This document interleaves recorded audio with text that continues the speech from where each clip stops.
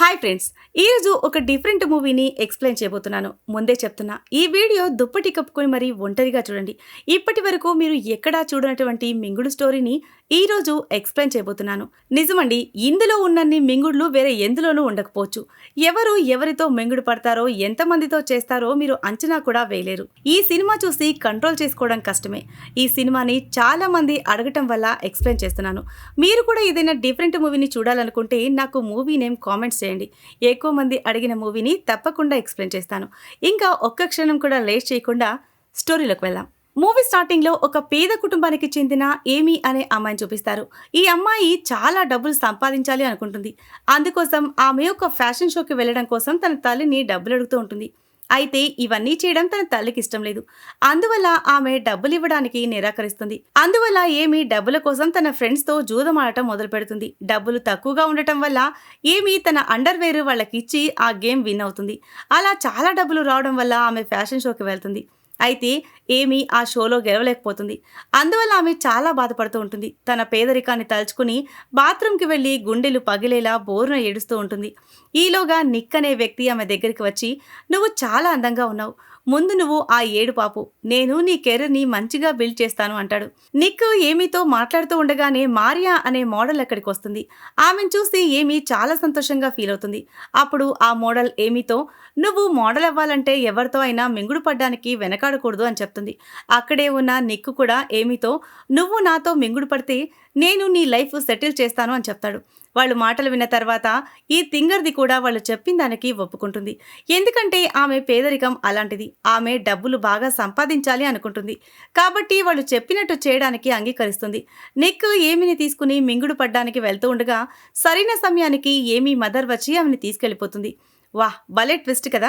ఏమీ చాలా నిరాశపడుతుంది. ఎందుకంటే ఆమె చాలా డబ్బు సంపాదించాలని అక్కడికొచ్చింది. కానీ తన తల్లి అక్కడికొచ్చి ఆమెను తీసుకురావడం వల్ల తన ప్లాన్ మొత్తం పాడైపోయింది. అయితే వాళ్ళు బస్సులో వెళ్తున్నప్పుడు ఏమీ తన తల్లి నిద్రపోయిన వెంటనే ఆ బస్సు దిగి అక్కడి నుంచి మారియా దగ్గరికి పారిపోతుంది. మారియా, ఆమె తల్లి ఇద్దరూ ఏమీని నిక్ దగ్గరికి తీసుకువెళ్తారు. ఏమీ అక్కడికి వెళ్తున్నప్పుడు చాలా భయపడుతూ ఉంటుంది.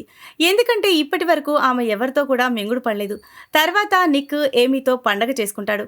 అలా ఏమీ ఇప్పుడు చాలా డబ్బు సంపాదిస్తూ ఉంటుంది. మారియా ఆమెతో, "కస్టమర్స్ ఎవరైనా నీతో ఎక్స్ట్రా పనులు చేస్తే నువ్వు వాళ్ళ దగ్గర ఎక్కువ డబ్బులు తీసుకోవచ్చు" అని చెప్తుంది.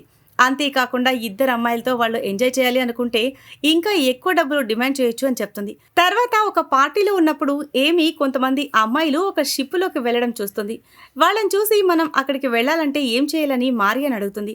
మారియా ఆమె తల్లి, "మనం ఇక్కడ ఉన్నాం, అదే మంచిది. ఓవర్ యాక్షన్ చెయ్యకు. పిండేస్తారు అక్కడ నిన్ను" అని చెప్తుంది. ఆ షిప్ దగ్గర నిక్కీ అనే వ్యక్తి ఉంటాడు. అతను బాగా డబ్బున్న వాళ్ళకి అమ్మాయిలని సప్లై చేస్తూ ఉంటాడు.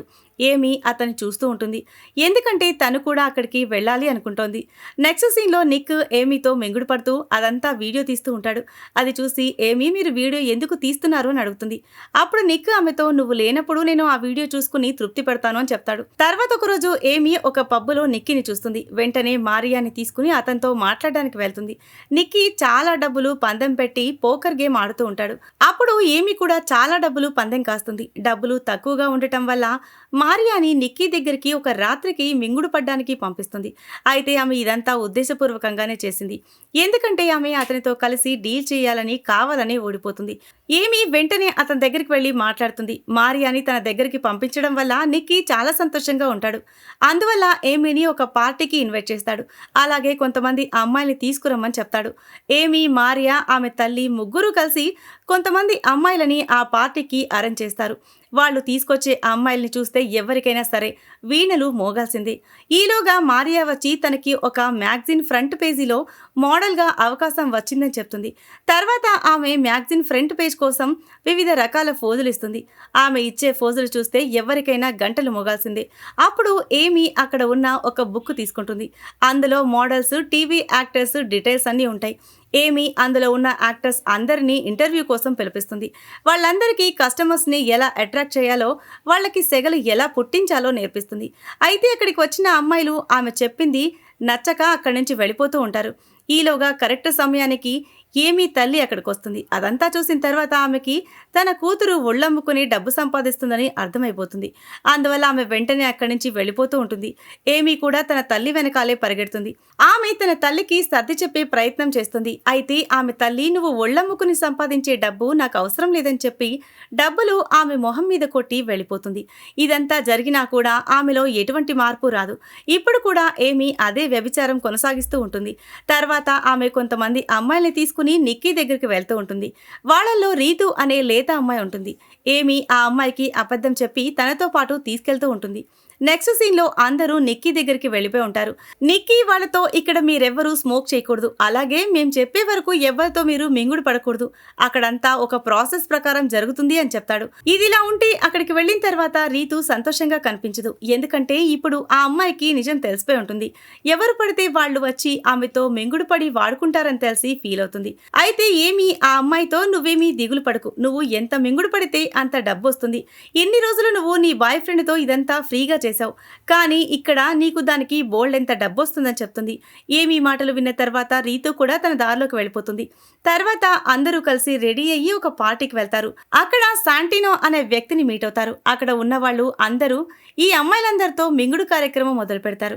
ఇదంతా మీకు చూపించడం కుదరదు. అయితే శాంటినో రీతుని ఒక గదిలోకి తీసుకువెళ్ళి కొంచెం సేపు మాట్లాడిన తర్వాత దబిడిదిబిడి ప్రోగ్రాం మొదలు పెడతాడు. తర్వాత రోజు రూమ్కి తిరిగి వచ్చిన తర్వాత రీతు చాలా సంతోషంగా కనిపిస్తుంది. ఎందుకంటే ఇన్ని రోజుల వరకు ఎవ్వరూ ఆమెని ఇంతలా సుఖపెట్టలేదు. తర్వాత రోజు నిక్కీ మింగుడు కోసం అమ్మాయిలని సప్లై చేసేందుకు పేమెంట్ ఇస్తాడు. నిక్కీ ఏమీతో సరదాగా మాట్లాడుతూ ఉంటాడు. అయితే ఇదంతా చూసి మారియా తల్లికి కడుపులో మండిపోతూ ఉంటుంది. ఎందుకంటే ఏమీ ఇప్పుడు చాలా ఎక్కువ డబ్బులు సంపాదిస్తూ ఉంటుంది.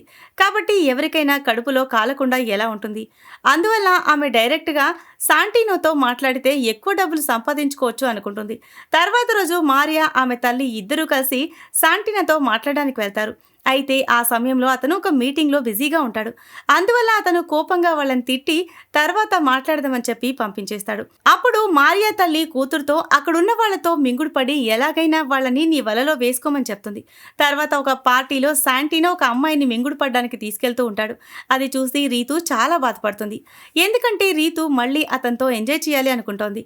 రాత్రి నిక్కీ ఏమీతో మారియా ఆమె తల్లి శాంటినో మీటింగ్లో ఉన్నప్పుడు వెళ్ళి డిస్టర్బ్ చేశారంట. ఇది రూల్స్కి విరుద్ధమని చెప్తాడు.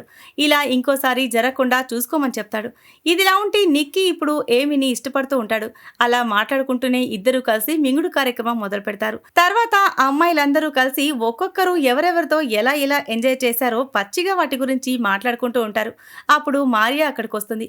అయితే ఆమె పరిస్థితి చాలా దారుణంగా ఉంటుంది.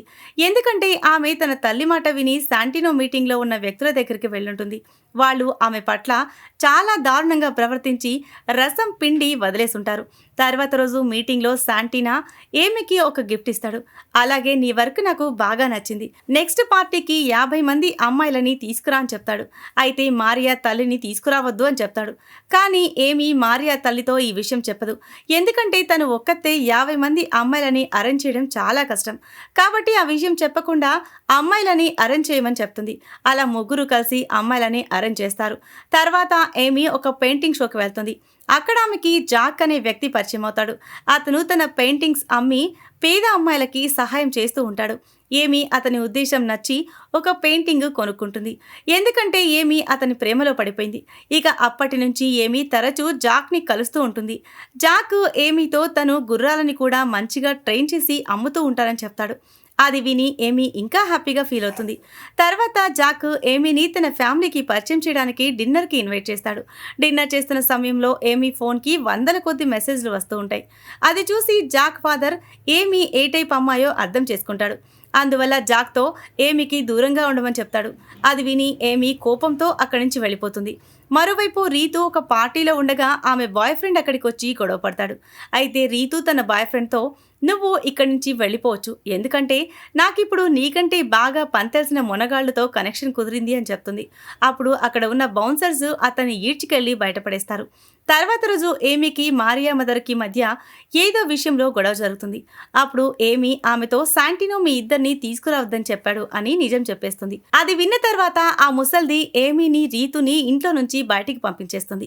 అప్పుడు ఏమీ రీతుని తీసుకుని జాక్ ఇంటికి వెళ్తుంది. జాకు ఇంట్లో ఉంటూ ఏమీ, రీతు ఇద్దరూ 50 మంది అమ్మాయిలని రెడీ చేస్తారు. అయితే ఫ్లైట్లో వెళ్ళేటప్పుడు ఒక అమ్మాయి తక్కువ అవ్వడం వల్ల ఏమీ అక్కడ ఉన్న ఎయిర్ హోస్టెస్తో మాట్లాడి $10,000 ఇస్తా, మింగుడు పడ్డానికి వస్తావా అని అడుగుతుంది.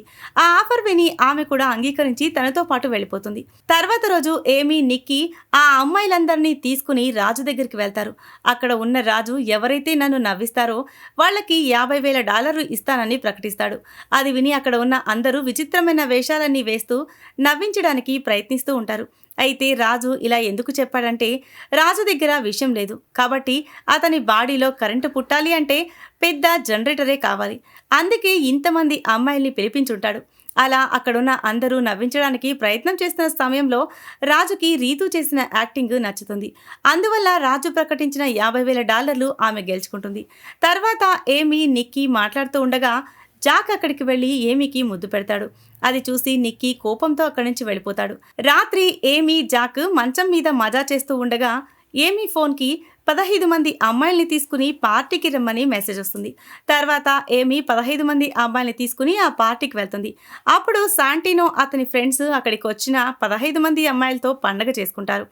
ఇంకోవైపు రీతు ఎక్కువ డబ్బులు సంపాదించడం కోసం ఒక కస్టమర్తో మింగుడు పడ్డానికి వెళ్తుంది. అయితే ఆ వ్యక్తి రీతుని పీల్చి పిప్పి చేసి పంపిస్తాడు. అందువల్ల ఆమె చాలా ఇబ్బంది పడుతూ బయటకు వస్తుంది. మరోవైపు నిక్కీ ఏమీతో మింగుడు పడ్డానికి చాలా రోజుల నుంచి ఎదురు చూస్తూ ఉంటాడు. అందువల్ల వాళ్ళిద్దరూ కలిసి మంచం విరగొడతారు. తర్వాత రోజు జాక్ ఏమీని పెళ్లి చేసుకుందామని ప్రపోజ్ చేస్తాడు. అప్పుడు ఏమీ తన చీకటి జీవితం గురించి, తను చేస్తున్న పని గురించి చెప్పే ప్రయత్నం చేస్తుంది. కానీ జాక్ ఆమెకి మాట్లాడే అవకాశం ఇవ్వడు. తర్వాత ఏమీ జాక్ని పెళ్లి చేసుకుని తన వ్యభిచార వృత్తిని మర్చిపోయి జాక్తో పిల్లల్ని కని సంతోషంగా జీవితం గడుపుతుంది. ఈ సీన్తోనే ఈ మూవీ ఎండ్ అవుతుంది. సో ఇది ఫ్రెండ్స్ ఇవాల్టి స్టోరీ. ఈ స్టోరీ కనుక మీకు నచ్చినట్లయితే మరికొన్ని ఇంట్రెస్టింగ్ స్టోరీస్ కోసం ఛానల్ని సబ్స్క్రైబ్ చేయండి. Thanks for watching.